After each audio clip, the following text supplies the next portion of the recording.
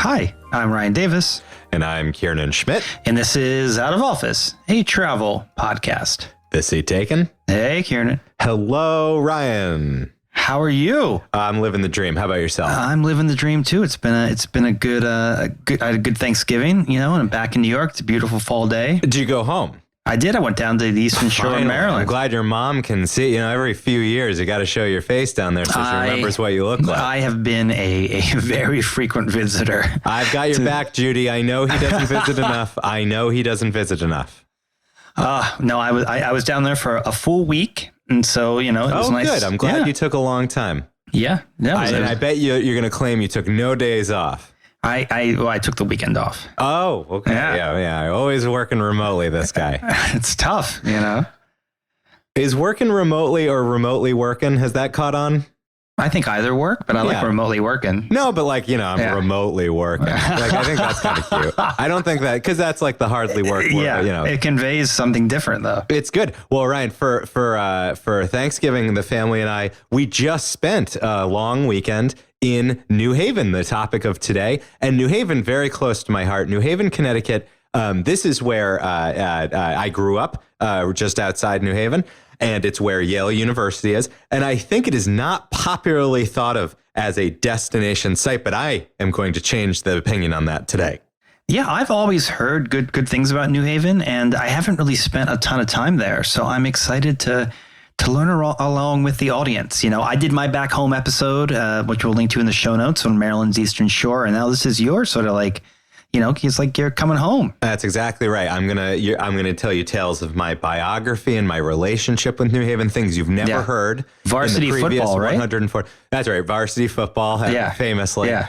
I'm going to share about the food and, of course, pizza. There's a long history of pizza making in New Haven. There's some industries you may not know have a deep history in New Haven, like brewing. What? German brewer immigrants came right to New Haven. Very interesting. Yeah. You've got world-class theater because of Yale Drama School feeding the whole scene. Yeah. So it's just going to be a time and a half. And, being in New England, it's got a lot of history there. There's a lot of historic churches. There's historic homes you can visit. So it's going to be a great episode. And I'm very proud. We talked about New Haven for a while, but I'm bringing it today. You know what it doesn't have? Enough parking downtown. You think? Is it, you find it hard to park? The last time I was there, we were trying to stop for lunch, and we had to drive around for like 40 minutes to find a place to park. I think you just didn't know where to go. I know exactly the street you should go to. Why didn't you call me? It was getting pretty grim there, but we did find a place and had some pizza. So now, Ryan, I don't know. Have you been taking a look at the reviews we've been getting? Yeah, we got like an interesting review recently. I know just the one you're talking about. Yeah, from 4 stars, and 4 stars, not bad. Not bad. That means he thinks I'm a 5 and you're a 3. So he averaged it. From SD Libertarian. So shout out to Mr. SD. I'm assuming it's a Mr.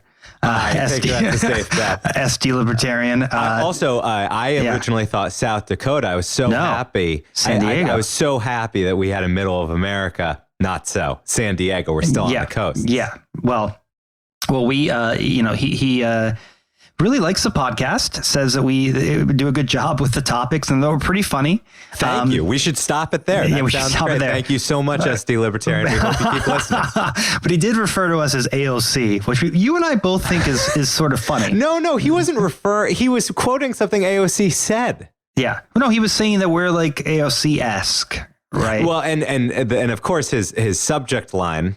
Yeah.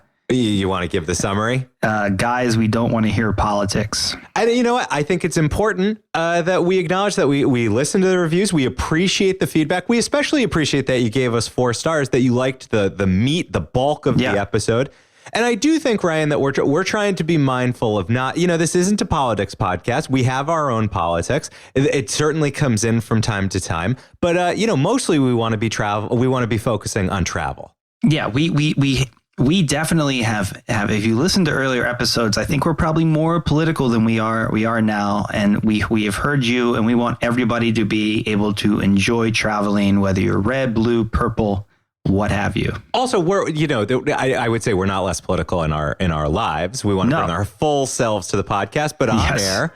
And, I also think we are liberals who welcome a healthy debate. I think we're both very open-minded. We like to have arguments. We're old school liberals, topics. like Mitt Romney liberals. Did you see the scruff? Oh, I love the scruff. Mitt with the scruff. I would love to do a Mitt Romney's Utah episode sometime in the future. Mitt, if you're listening, we would love to have you come on the show. That would be more exciting than Rick Steves for me. How dare you? And it's super relevant for you to bring that up today, Ryan, because I know you want to share a piece of news, and then we've got a new installment of The Quest for Rick Steves. Yeah, but I want to say thank you, SD Libertarian, for the review. Please give us 5 stars, rate and review wherever you listen to podcasts. But definitely, if you listen to Apple Podcast, give us those reviews. They really matter. And maybe you like the politics, and your feedback is, hey, SD Libertarian doesn't like it. Let's start a separate politics podcast, and Ryan can get right on it. There aren't enough of those. Yeah, there aren't enough of those. Yeah. Now, Ryan, it was particularly difficult for us to find a time to record this episode. I'm just wondering, do you have anything going on, something in your personal life that's getting in the way? Kiernan, I've been moonlighting a little bit.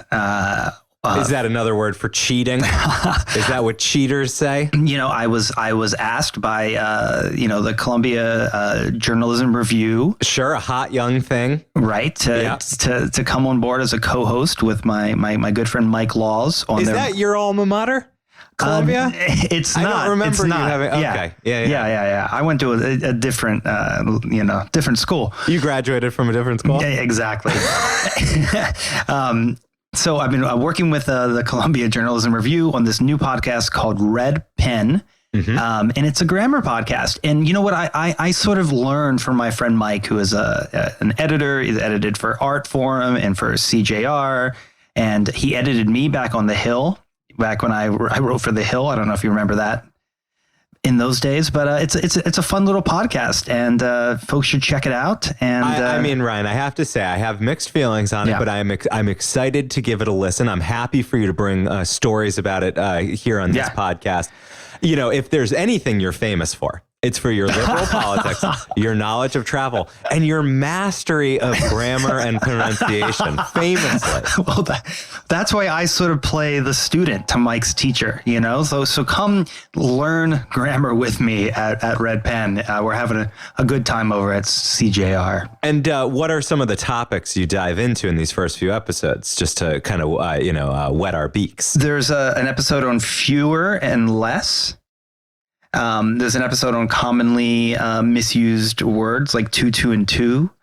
So it's really the gamut of exciting. I'm not sure those two are the whole gamut, but yeah, I understand. It's going to be, and it sounds like maybe a good resource for younger students.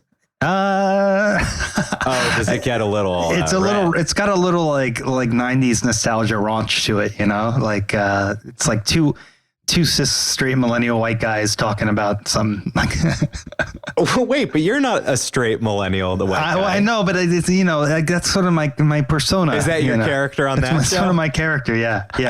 He's a little so you let your gay flag fly here. We've got the libertarians. Yeah, he talks about. So he talks about Green Day and Nirvana. He's very SD Libertarian would love Red Pen. I think SD Libertarian might enjoy it. Yeah, it's got a little more of a Rogan-y vibe. It's got the word red right in the title. Well, we invite him to check it out. We did make fun of some Bushisms in the last episode, though, so I don't know. Oh, you've already lost them. Yeah. All right. Well, we praised Mitt Romney. I think we've done our job. Red Pen, presumably, Ryan, available in all the regular places.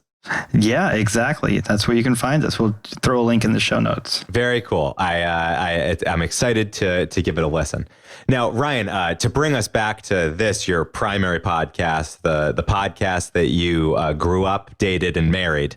We have an update here on a long-running segment. If you just to remind you, we've been together for 141 episodes, unlike this new Red Pen business. Some of those are return trips, though. So we still record unique intros, and I think we deserve a lot of credit for that work. But Ryan, true. We have an update on the famous Quest for Rick Steves. The Quest for Rick Steves. We're still working on that theme song. We both feel like we need here. But Ryan, I know you always have a question when I tell you we have the latest installment of the Quest for Rick. Is he on the line right now, Rick? Rick? It sounds like we might have lost him. Ryan, we still have not. He's over there on red pen right now. So if you dare book Rick Steves before you get him on this show, I will be so angry. Longtime listeners to the show will know Rick Steves is a travel icon, a travel inspiration. Feel like he's sort of the person whose books opened the world to me when I was first traveling to Europe. And I just love his persona. I love his mission of trying to make travel accessible and fun, and it doesn't need to be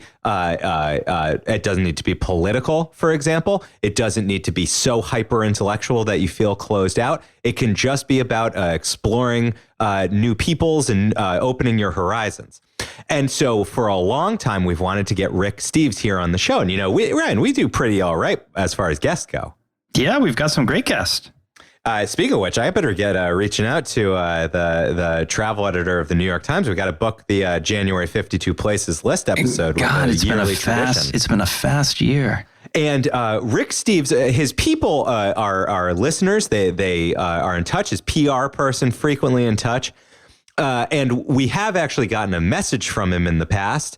We've written a love letter to Rick Steves on a previous episode, and I'm excited to say that we are still pursuing him as a guest. The quest for Rick Steves is not yet fulfilled, but he has a really good thing to come on and talk about, Ryan, which is he's got a new show out on PBS that I want to highly recommend to the entire the out of office empire. If you like this show, you're going to like Rick's show. It's called Rick Steves' Art of Europe. Oh, it's out. It's out. All 6 episodes are out.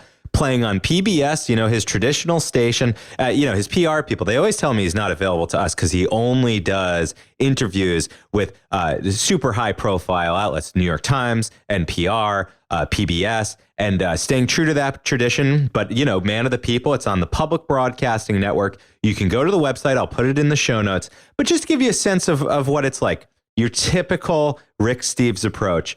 If you've been scared of art history in the past, if you find it intimidating, or you think art is boring, Rick Steves going to break that right open for you. And what I really like is the topic areas he's chosen to concentrate on. Because it's Rick, even though he's a world traveler, his focus is on Europe. And so episode 1, Stone Age to Ancient Greece. Episode 2, deep dive on ancient Rome, just sticking on ancient Rome, which of course influenced all the art that came after it. So good to give that its own full episode. 3, the Middle Ages, the Dark Ages. Where was art there? We think of these glorious marble statues before, but the move into the church gave a lot more opportunity and a lot of investment by the church in artwork. Then we've got the Renaissance, Ryan. The Renaissance. I feel like every episode is a renaissance here of this podcast. We sort of peter out into the end and then we reawaken. We're reborn at the beginning of every episode.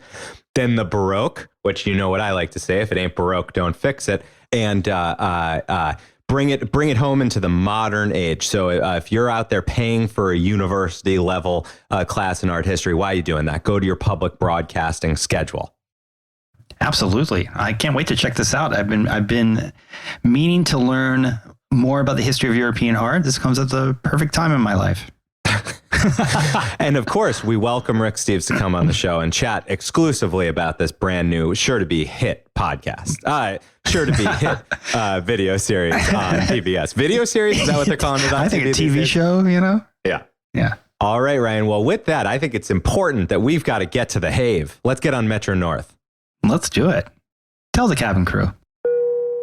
Flight attendants, prepare for takeoff, please. So, Ryan, I want to begin talking about New Haven, sort of my hometown, a local city close to Wallingford, where I grew up. How close is Wallingford? Like, what was your relationship with New Haven as like a young person? That's a great question. Relates to some of the history I want to talk about because New Haven is literally 10 minutes from where I grew up. There's a bunch of havens that surround New Haven. I'm going to mention a few of them. But there's West Haven, there's East Haven, and there's North Haven. Don't think there's a South Haven, but Wallingford is just basically one town out. It's New Haven, North Haven, Wallingford. And do the real estate agents do anything fun where they're like, New-Ha? or like? No. Ryan, you so many careers lay ahead for you, and it's always snake oil. Oh, lovely, New my relationship with New Haven was fairly distant growing up because in the 80s and 90s there was a fair amount of crime. And there was quite a lot of drug problems related to New Haven. And so it was really, it had been considered kind of a dangerous place. My father actually was born there, and then they moved out to like a suburb of Hampton. And that was a pretty common trajectory of people moving out of New Haven because of these fears.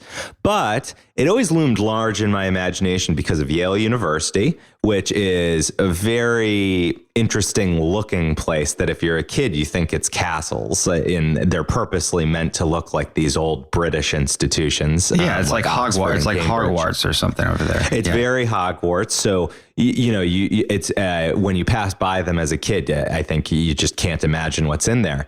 And then there were a few museums, and there was one particularly that I remember going to as a kid called the Peabody Museum, which I'm going to talk about today, which I'm going to recommend, even though they're going through a multi-year renovation. So I want you to put it on your list, but unfortunately, you're not going to immediately be able to go to the Peabody Museum. But that was actually one of the great formative experiences of my life. And so as a kid, you're taking like school field trips to New Haven to the Peabody. It was family trips. Weirdly, Okay. I don't think my school did go to the Peabody. That's very strange. I don't know why that is. Yeah. We didn't do a ton of all the field trips were to the Mark Twain house in Hartford. That's an amazing house. That was sort of the go-to spot for school groups. That makes but the sense. Peabody Museum certainly worthy of a school trip. And in fact, one of the toys that I most remember from my childhood was bought at that museum store. And it was a big plastic, but it looked like a wooden crate, and you open it up and it's full of different dinosaur bones, and it had instructions how you could make all these different dinosaurs. And in fact, I found that toy on eBay. It's from like the late 80s, and I'm giving it to my son Charlie this Christmas. Oh my gosh, that is so adorable. Full circle. Well, it's because my wife, her parents saved like all the toys when she was growing up. And so she just keeps having all these great hand-me-downs. And like, I was one of 4 boys. There wasn't room in the house to save all our old crap. If Charlie wants a bunch of old crap, my mom is always trying to force my old toys upon me. So you got to save those for your children, Ryan. New Haven has a bad rap. I also think in like popular culture, New Haven doesn't really loom large. And there are certainly parts that are run down and that aren't very attractive. But at its center, and I mean literally at the like town center, it really does evoke a beautiful classic New England town. I mean, it has a beautiful expansive green with big old elm trees and lots of old churches. It has a lovely courthouse building. And of course, Yale University, which spends a lot on upkeep and landscaping. So there are beautiful parts of New Haven. There are less beautiful parts of New Haven. And today we're going to spend more time in the beautiful parts. Yeah, but you might have to walk through a few of the lesser beautiful parts. But it's a small city, 130,000 residents, and it's known as the Elm City because of the elm trees I was just mentioning. So the Elm City. And there are basically 2 things that make it famous, Ryan. And I already mentioned one, Yale, and I'm wondering if you can guess the other one. Pizza?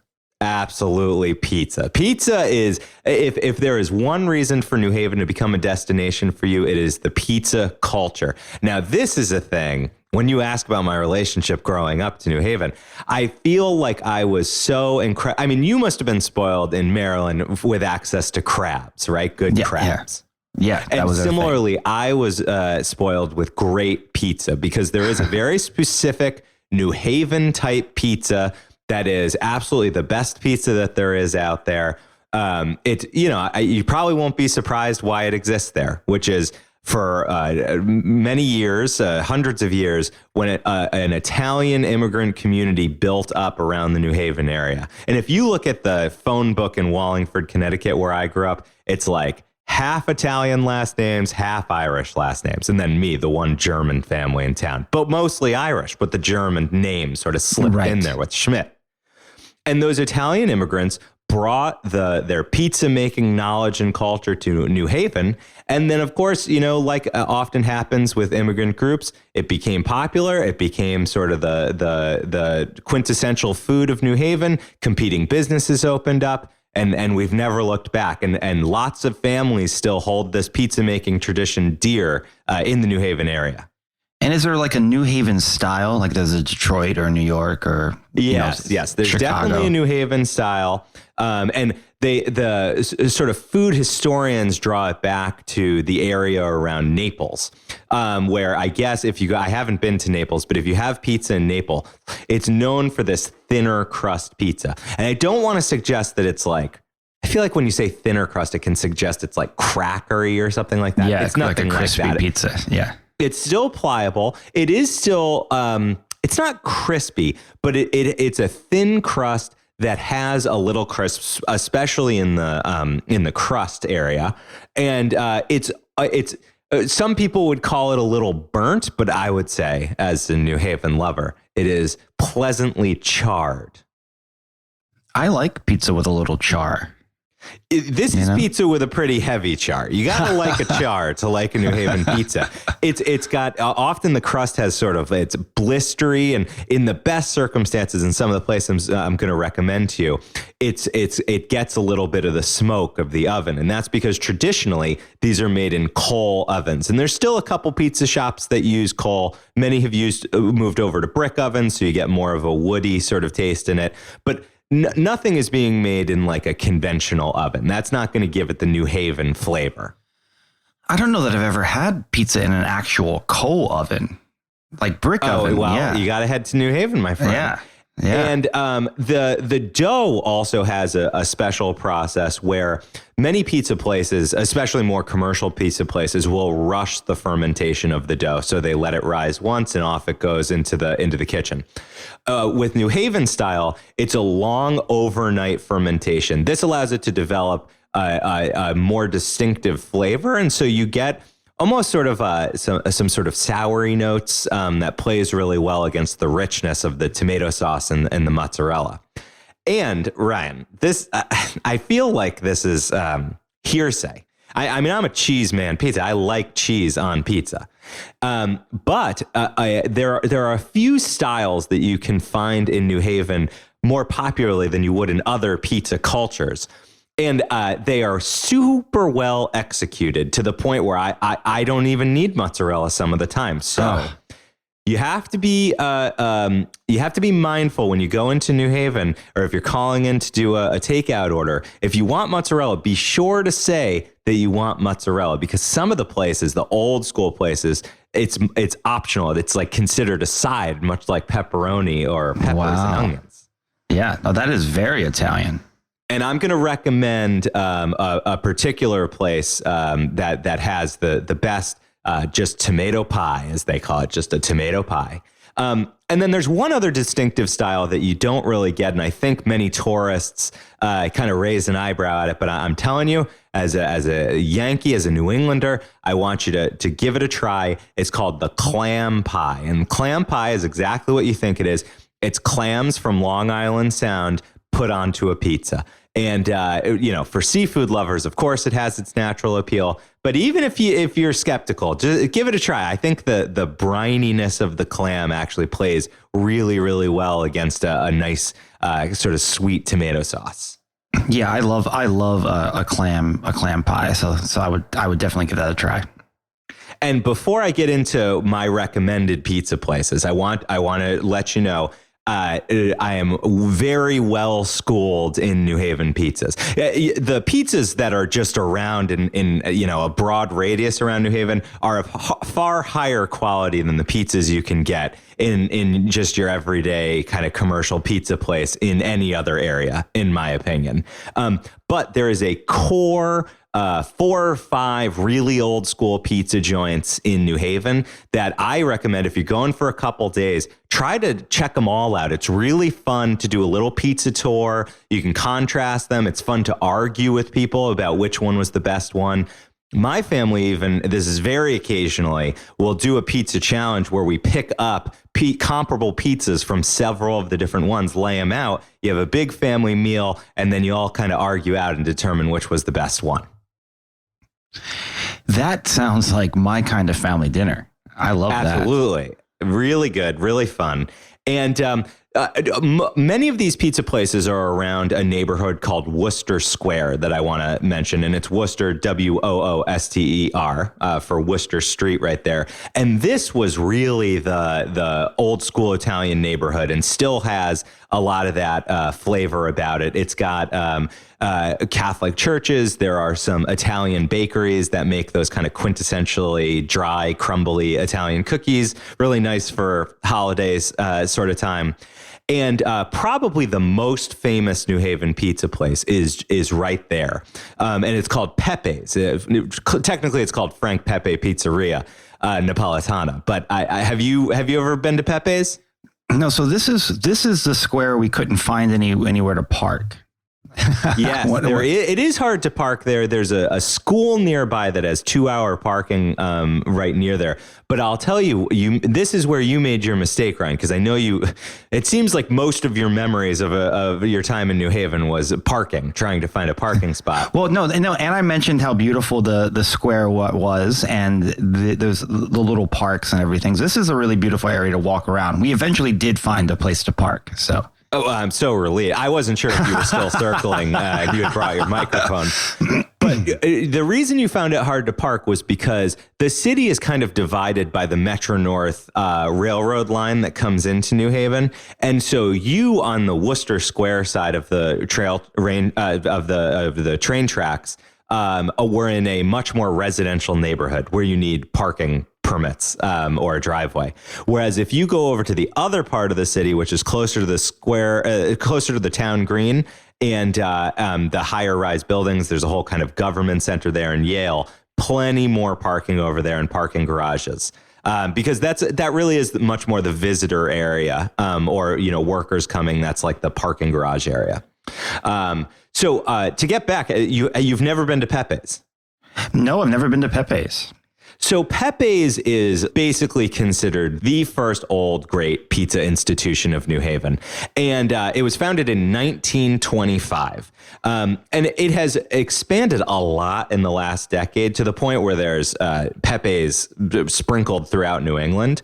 I will say the quality of the pizza has stayed fairly high. I try not to judge places based on success and, spreading at you, I say as the CMO of a 15 restaurant brand, but Pepe's is sort of the progenitor of the style. And if you want to try it, you got to go to the one in New Haven. That's the real one. They even have a big sign about the original tomato pie being there. And you should be prepared for a wait. Try to go on off hours because the wait can be really significant, like hour plus sort of significant. Yeah, this is why I haven't been there. Well, we walked around to probably some of the places you're going to talk about today, and they were all like hour wait. So we ended up going to this place that nobody was at, which is never a good sign. No, I'll tell you what, sometimes that can be a good sign. It is worth exploring all the pizza places of New Haven because it's such a competitive market that people get very inventive. And if you like more like non-traditional pizzas, there are places that are trying to open up and do that too. So just over Thanksgiving, Catherine and I stayed at an Airbnb in New Haven, and the Airbnb owner was a pizza shop owner. And so he sent over a pizza that night. I'd never heard of the place. Oh my gosh. It was pretty darn good. That is the best Airbnb ever. It comes with the pizza. I'm into that. So, Pepe's New Haven institution, if you go, the clam pie is the thing to try. I would say not worth the wait, 30-minute wait. This is the kind of place I go once a year at most because it's just so much of a scene. But my favorite place is just down the block from Pepe's, and it's called Sally's. Sally's was founded in 1938. So just, Pepe's had found its footing, and then Sally's opened up just down the street. And it is under new ownership, though I have to say I do not notice a difference in the product.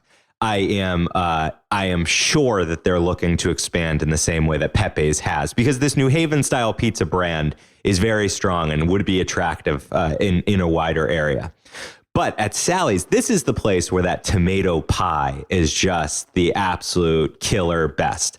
They make a super garlicky, super rich tomato sauce that is all you need. It's a light pizza. It's a crispier pizza, and it gets that char from the oven. And Catherine and I can't go there without getting one tomato pie, and then we usually load up another one with nice toppings.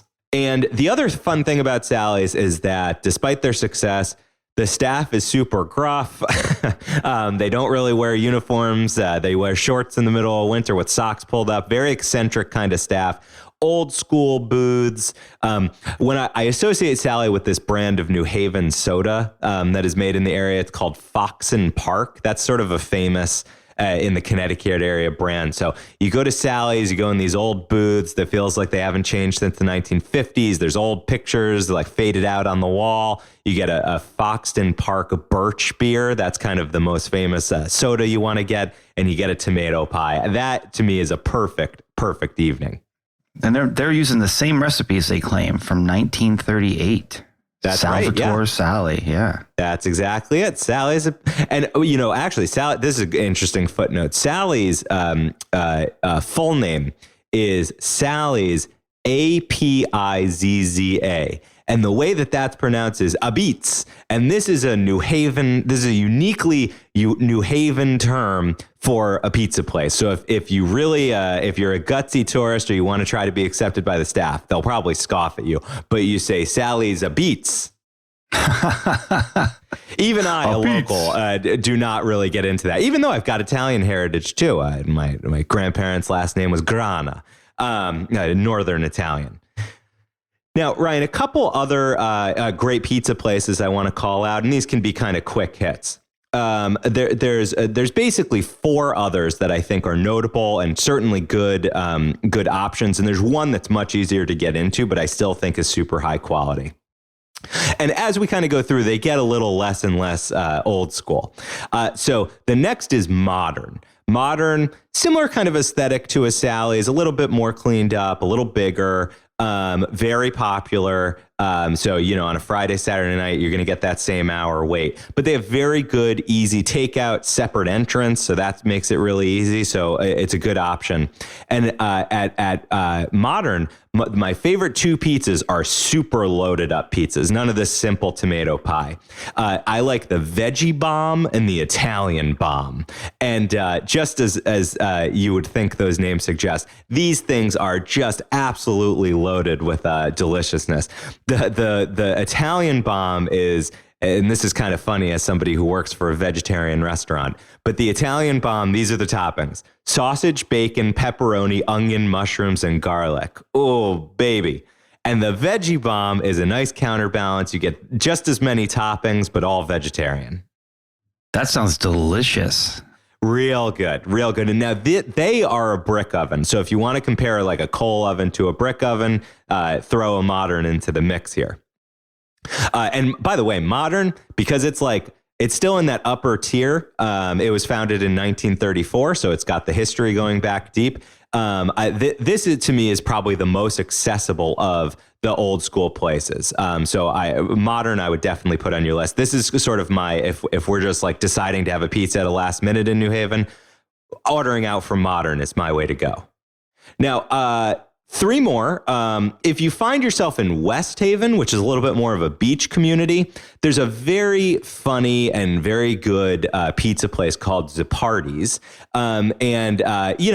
New Haven is right on Long Island Sound. And so the clam pizza is really the calling card there as well. But it's got this kind of fun beachy feel inside. So a little less of the urban city environment. Very easy to get to New Haven. So if you're really looking to try out great clam pies, maybe you grab one from Pepe's. You can compare it down at Zuppardi's just over the border into West Haven. And then the final two are a bit more kind of upstart, inventive places. The first is called Legna, Dalegna. They've recently moved into a new spot. I liked their other one a little bit more. It was kind of more neighborhoody. Now there's plenty of parking. I know you're interested in that, Ryan. Plenty of parking. It's still pretty centrally located, but it's in a much big, newer build. And I got to say, it feels a little bit more like a bar and nightclub than it does like an old school pizza restaurant. But, you know, it's fun. It's nice because you can go in pretty easily. The takeout is super easy from there.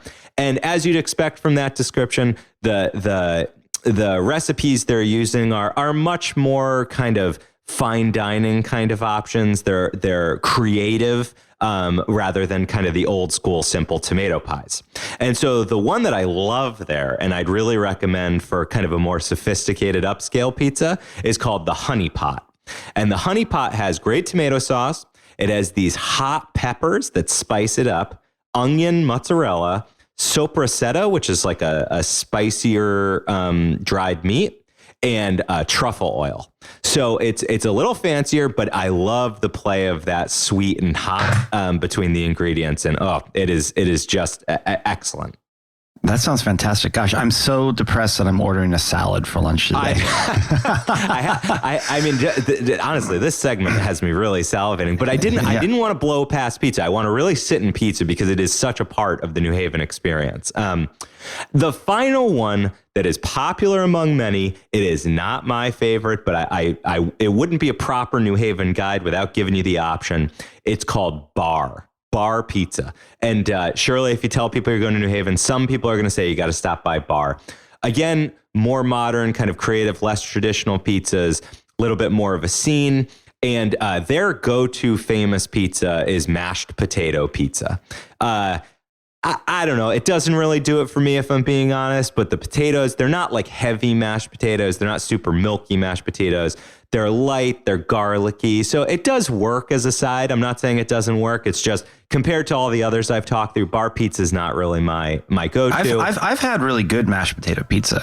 You know, it's unusual. It's an unusual flavor, but especially if they do the bake right, like it can be really interesting.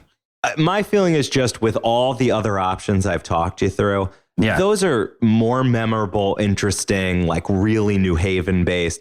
Bar, I think it's like hooky and trendy, super popular with the Yale crowd because it's pretty conveniently located and it's got a lot of seating. So, you know, if you're looking to kind of mingle with some undergraduates, Ryan, you know, Bar. I'm a Harvard man myself, as you know. So, yeah. Well, I'll stay in Cambridge. I mean, speaking of Harvard, there's a good time to get to the Ivy League. Do you have any other closing questions on the pizza scene? No, I'm really excited about the pizza scene. So I'm looking forward to some good food content on the old Instagram. Absolutely. And, you know, I would say Space, Catherine and I have been known to do 2 pizza meals in a day in New Haven because, you know, you got to make the most of when you're there. And that potato pizza, that should sort of like appeal to your Irish side. You know, you got your Italian and Irish side covered with that pizza. Throw a bratwurst on there. You got the whole Kiernan. They could call that. Us sounds the like that sounds like a good pizza, actually. That doesn't sound bad, actually. Yeah. Well, there's interesting German stories about New Haven. It doesn't come across in their history as much anymore, but there used to be a very active brewing scene around New Haven. And just like a lot of people, there's just like a lot of places, there's been a real renaissance of small breweries around Connecticut, and there's a few that I really like. There's actually a new one in North Haven, again, one of the adjacent havens to New Haven, that if you have access to a car and you're looking for great beer, it's called 12% Project. And it's in this kind of industrial area. They have huge signs that just says beer this way because it's kind of hard to find. But when you get there, it's an amazing, really fun tap room. 12% Beer Project in North Haven. But let's keep ourselves in New Haven.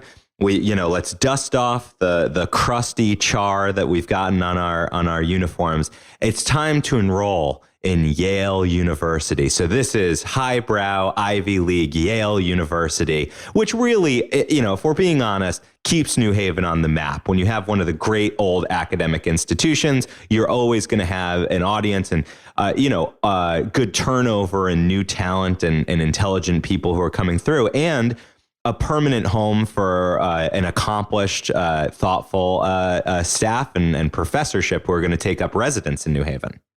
Yeah, that's one of the things that makes a college town, Kiernan. So a little background on Yale. Of course, I want to point out that it was a breakaway from Harvard. These were degenerates who felt that the Harvard way had grown too conservative. It was founded in 1701. So it started out as a Harvard safety school, essentially. That's absolutely right. I say as somebody who got into Harvard but was waitlisted at Yale. Oh, yes, and I will. Okay, I'll tell you a little bit about my personal relationship with Yale in just a minute. But like Harvard was focused on training clergy at the time, today it's 260 acres of not a humongous city. So this is, Yale is a very present feeling and institution in the city. Typical town versus gown kind of tensions can rise, especially because Yale, like every major university, are constantly expanding. And Yale, it's a university. It's not just the undergrad. It's got the Yale Drama School that is incredibly famous, the Yale Law School, which is one of the best in the country. So it's always kind of adding on. The business school is kind of on the upswing these days. So anywhere you wander, you're gonna have some connection to Yale and New Haven, and it's very easy to know what buildings are Yale buildings. Where I think for the tourist reasons you're going to be interested in is a place called Old Campus. So if you need to ask for directions, ask students, where's Old Campus? And as it would suggest, this is the original founding area of Yale. This is where you can get a great little tour, and you can just see the student life going on, and you could admire a lot of the central architecture we're going to talk about. And I'm not going to go super deep into like a tour of Yale, though I think we could potentially do that as a follow-up episode. But there are some just features that you're going to want to know about Yale when you're walking around and just checking it out in New Haven. The first is on Old Campus. It used to be a great long row of mostly Georgian brick buildings. So this actually is extremely similar to the style that you still see in Harvard Yard. So if you visited that in Boston, there's really just one building that maintains that style. Many have been demolished or burned up over the years. This one is called Connecticut Hall. This is the oldest building at Yale. And it's a historic landmark, a National Historic Landmark. And it's the oldest standing building, not only at Yale, but in all of New Haven.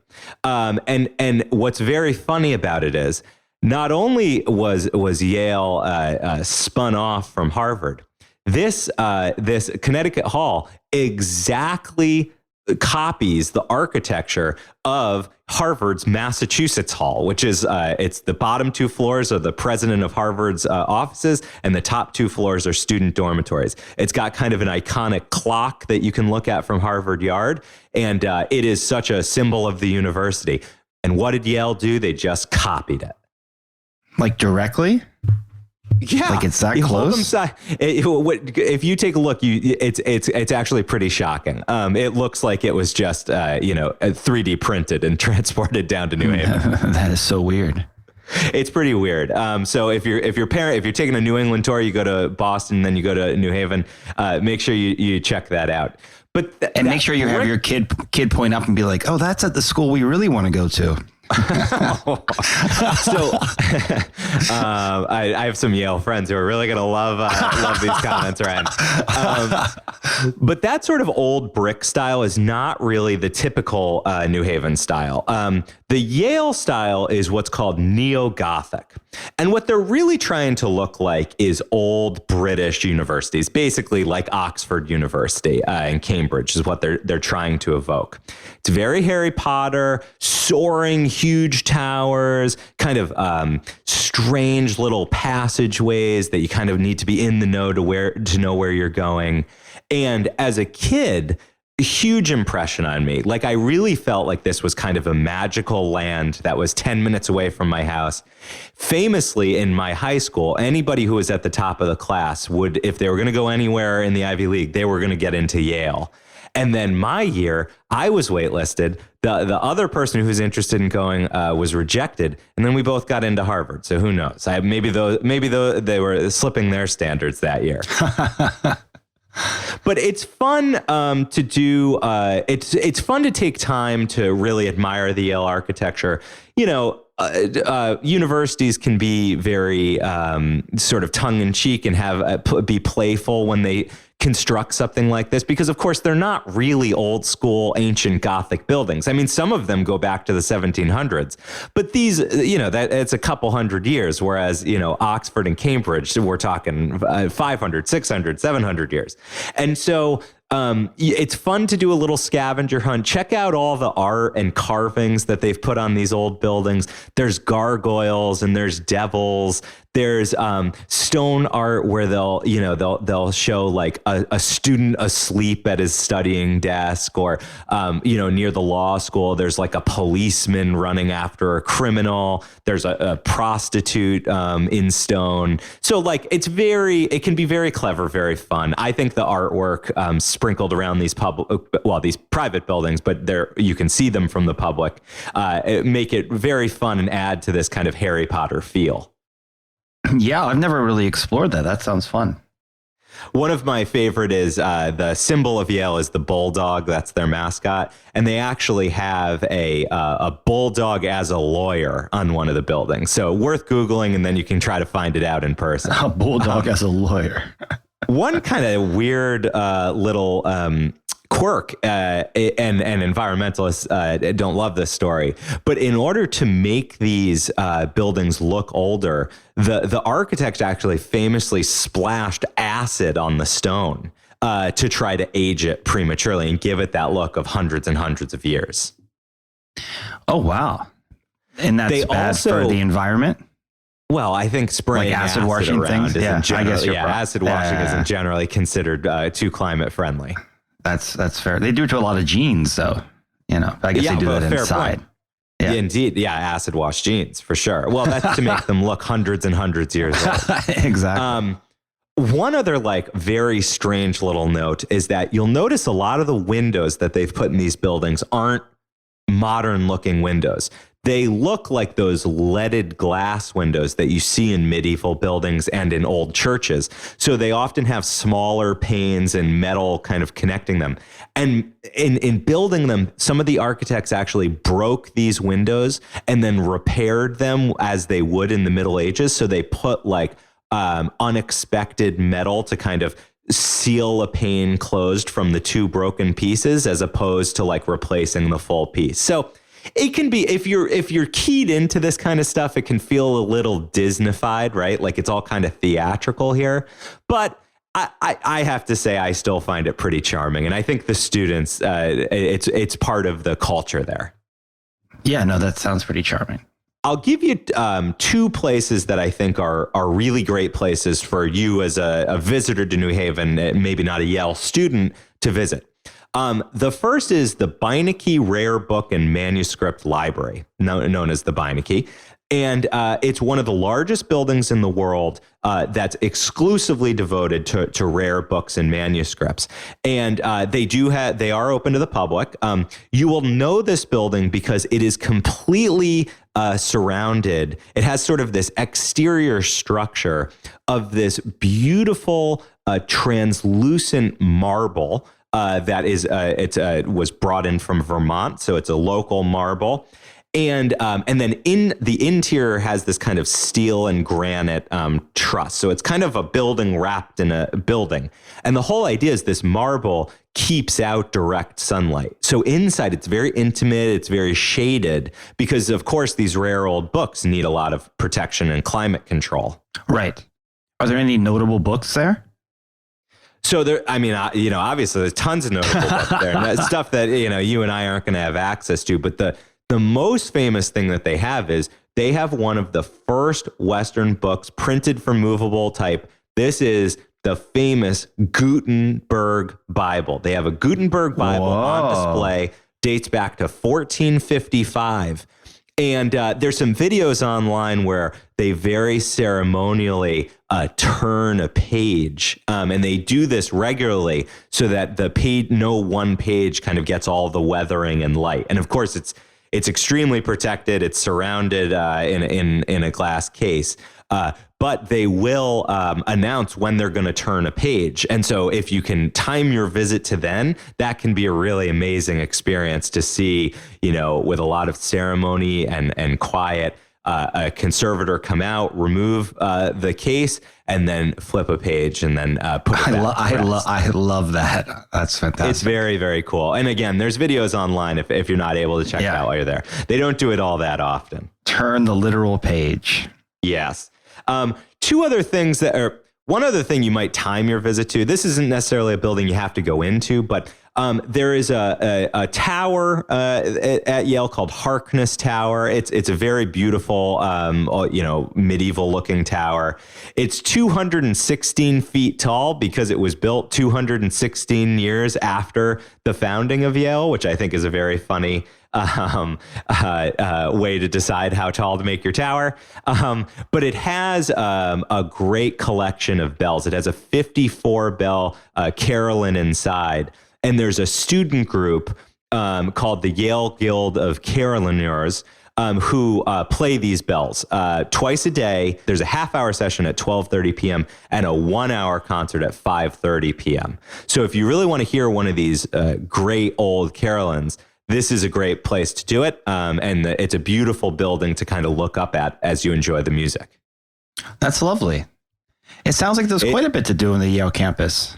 There's a lot to do on the Yale campus. It's certainly worth an afternoon. And then if you're really looking for a fun, historical, quirky destination, there's the biggest theater at Yale is called Woolsey Hall, Woolsey.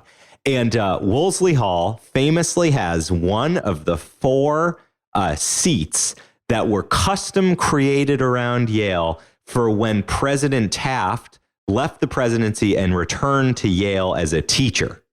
And because he was well over 300 pounds, he needed some special seats made for him. And there is a seat, it's number E9. So if you're going to something at Woolsey Hall, look for E9. And it is a notably wider seat. Honestly, in today's America, it doesn't stand out for its width as much as you might notice, but it's a noticeably wider seat, and it was specially designed for President Taft. That is funny. I love that. It's amazing. And Woolsey Hall, you can, again, if you're trying to have a musical experience, they've got one of these great old, beautiful organs. It's one of the largest in the world. So a big pipe organ, look if there happens to be a concert, and then book CE9. You'll have plenty of room. Couple other things that Yale's known for that I think you might want to seek out. Are you familiar with these tomb societies they have, Ryan? I don't think so. A tomb society? Have you ever heard of the Skull and Bones? Oh, okay. Yeah, I didn't know they were called a tomb society. I've seen that. They're these secret societies, right? Yeah. Harvard has a version. They're called finals clubs. That's not nearly as cool as Skull and Bones. So. Okay. To me, again, a little theatrical. But these tomb societies, as they're called, they all have kind of great old creepy names. The Scroll and Key, Wolf's Head, Sage and Chalice. And, nobody really knows the criteria, but many of them have buildings around campus. But the most famous one is the Skull and Bones Crypt. And you can visit the Skull and Bones Crypt. You can't go in, but you can see it from the outside. And it's pretty typical of this like crypt style that students have adopted over the years. So it's big, it's imposing, it looks like solid windowless rock. And it gives the impression that, what goes on in there? It's full of secrets. It was built in 1856. You can't go in, so you just have to enjoy it while you go by. But it's worth seeing because Skull and Bones is famous. A lot of there's some media leaders. There's a bunch of great scenes in the Oliver Stone movie that take place in theory in the onboarding of this of Skull and Bones, right? Yeah, seems like a wild time. Yeah, they say it's decorated with all kind of macabre, skulls and coffins and such. Famously, 3 presidents were Skull and Bones members: William Howard Taft and both of the Bushes. So some of the greats. And there's other tombs that are spread around for these secret societies. So if you find one of these buildings, the crypts of these secret societies are what you're probably looking at. A couple museums well worth your time. The Yale University Art Gallery, which kind of has that mini Met that we talk about style. It's a huge collection, over 200,000 objects, really fun rotating exhibitions. The permanent collection is beautiful. I love their classical stuff. Also just in one of these big, old, beautiful buildings, and free of charge, which is especially nice. So, I love free of charge because it makes you feel like you can go in for 30 minutes and just kind of browse around and get a feel. Yeah, exactly. Museums should be free. That's my operating theory. It's a very British take on things. And right across the street from the Yale University Art Gallery, it pairs well with the Yale Museum of British Art. This is a very impressive collection. It's the largest collection of British art outside the UK. It's got all sorts, paintings, sculptures, drawings, prints, all manner of art. And it's really fun. They say that the emphasis is broadly from Hogarth to Turner, and you'll see them represented throughout the collection. But, many artists that you're not familiar with, very British themes around them. The landscape paintings, particularly beautiful. And then I already mentioned, what's that? A lot of sheep. A lot of sheep. And it gets lonely on those cold New Haven nights. The final museum I'd call your attention to is that Peabody Museum of Natural History I mentioned. It is closed. It's supposed to be opening in 2024, but they haven't really given updates on how this major multi-year renovation is going. Awesome natural history collection. The thing I would tell you to seek out there is it's got a humongous fossil collection, and the main dinosaur room has an amazing famous mural called the Age of Reptiles. It was designed by and painted directly onto the wall, so it couldn't be removed during this renovation. So it's protected in there, and it's a masterpiece by a Yale grad named Rudolf Zellinger, and he spent 4 years painting this kind of Age of Reptiles. It has 32 different dinosaurs on it. But the span of it is 362 million years. So they didn't all actually live together. And I love it so much, we've actually bought this long poster representation of it, and I've got it up in the nursery for Penelope. Oh, I love that. That's adorable. Yeah, and particularly look at the T-Rex. It's extremely Godzilla-like. And there is rumor that this particular painting inspired the final design of Godzilla. Oh, that's fun. Very, very fun. Final thing you're going to want to search out Yale related is Yale drama. There's always great theater productions, student productions going on. Famous actors come out of Yale drama. Famous playwrights come out of Yale drama. So you can, you might see somebody when you're visiting New Haven who 10 years, 20 years later, they're going to be the biggest star in the world. So take a look. I like when they do kind of old school musical reviews and such, big musicals, but lots of experimental theater there. And there's a more professional theater in New Haven called Long Wharf. And, New Haven used to be a town where Broadway shows would come test out before they moved to Broadway. That doesn't happen so much anymore, but you do get a lot of shows rotating through at Long Wharf. So definitely, if you're looking to fill an evening, you can take in some great theater.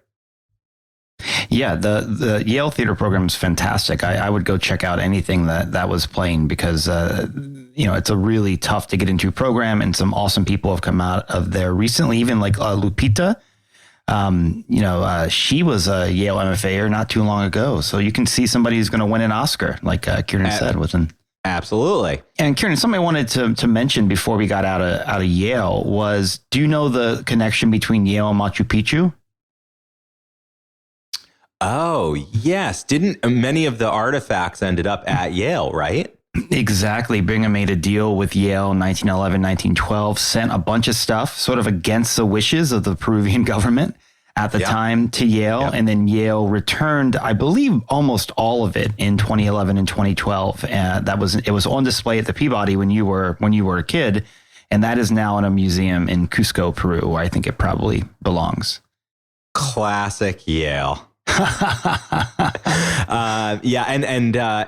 if there's a custom built museum now in Peru, right? To house these things. Exactly. Yeah, it's in Cusco.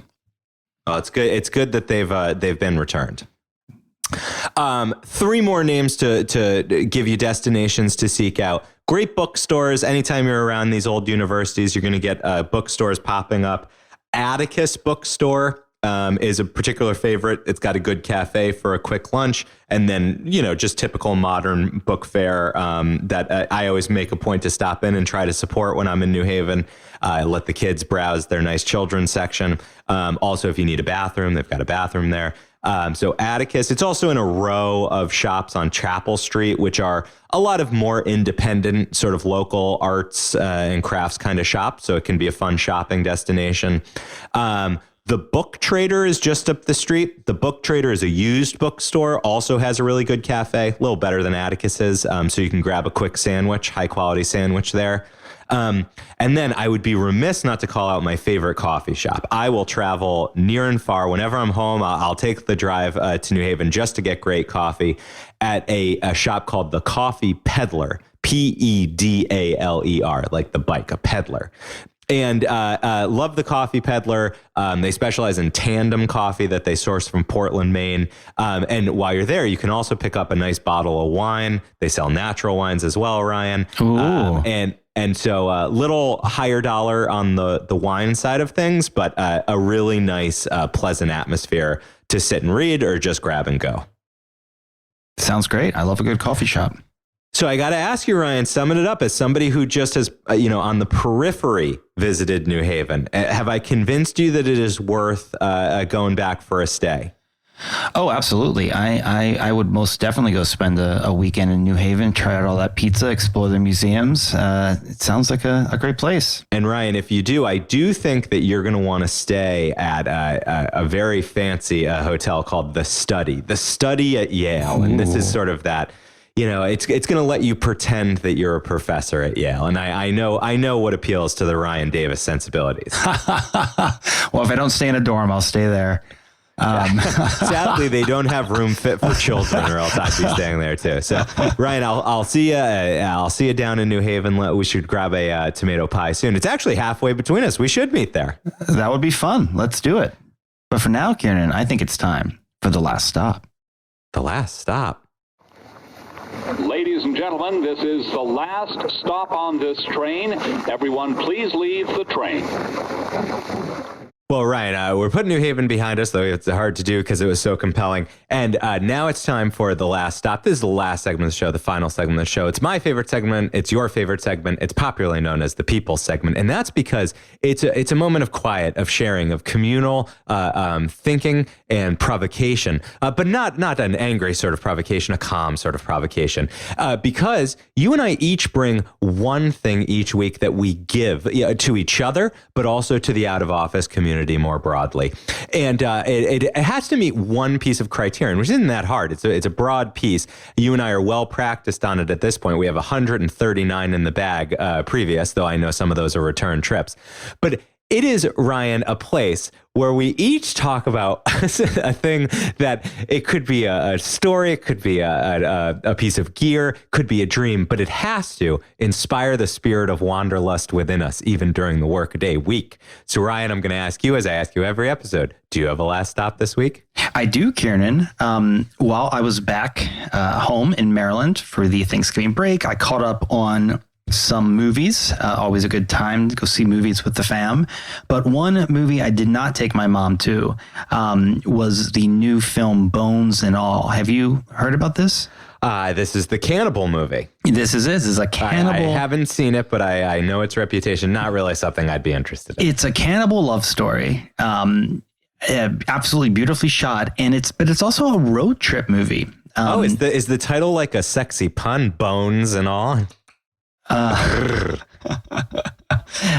not going to give away what the title stands for because it's pretty shocking. But the film takes place in the 80s, and it follows these two teenage cannibals, and they're sort of Bonnie and Clyde-esque like road trip across the U.S. Midwest, and it was all filmed in the U.S. and it looks fantastic. The way they filmed all the rolling fields and the sort of kind of normal like forest and the American diners and the sort of like the empty roads. It's a really beautiful movie. It takes place in a lot of different states that are often sort of not given as much screen time. It's been compared in that way to Planes, Trains, and Automobiles. It's a very different movie than that, but it's also a very Midwestern sort of road trippy feel where you get like the vibe of that. But I love the movie. I thought it was a lot of fun, and it's super gruesome, obviously.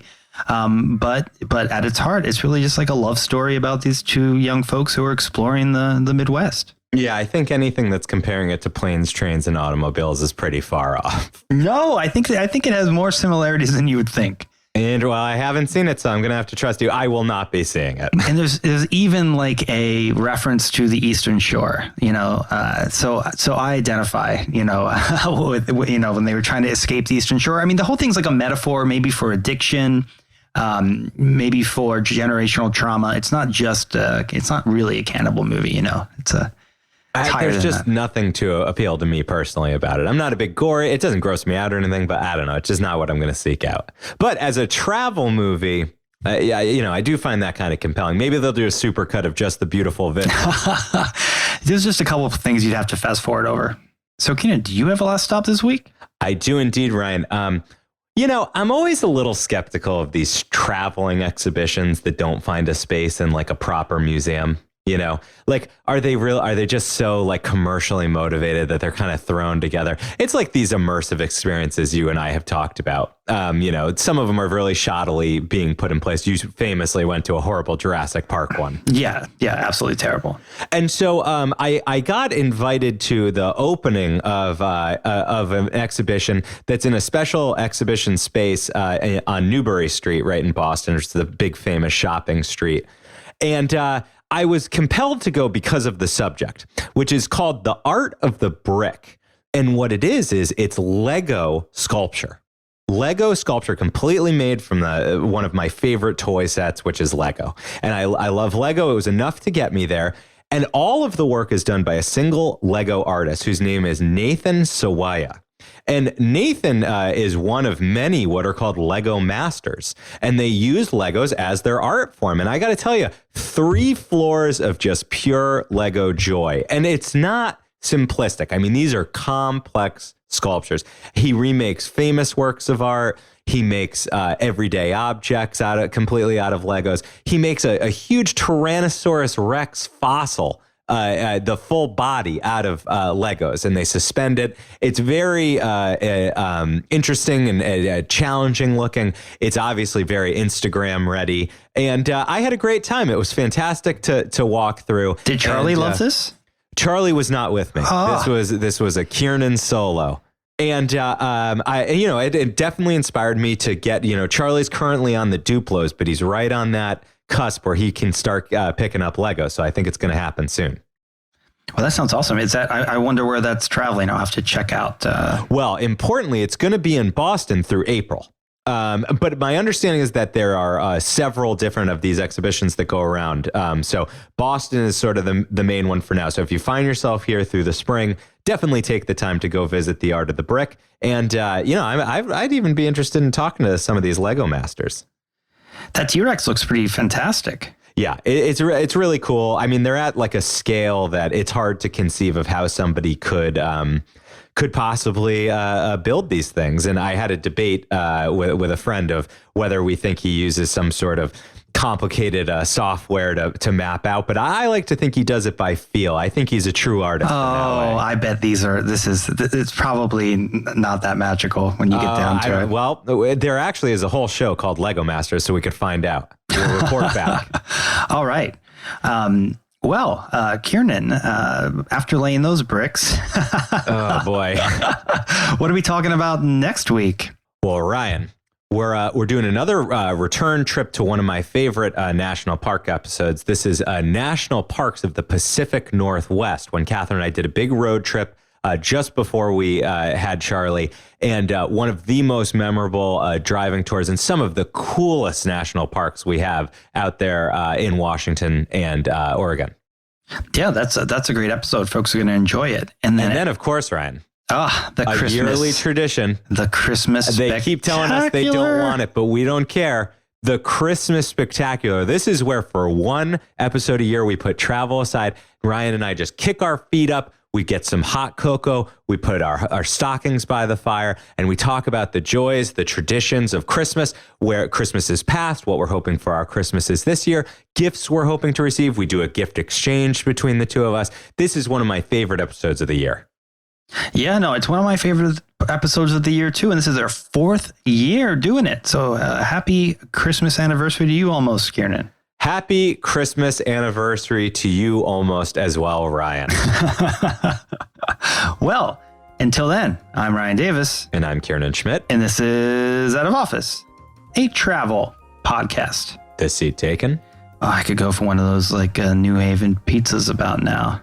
Oh, Ryan, I'll tell you the one I really want is that honey pot that I mentioned. It has the spiced salami and honey glaze. Oh boy, oh boy. That sounds fantastic.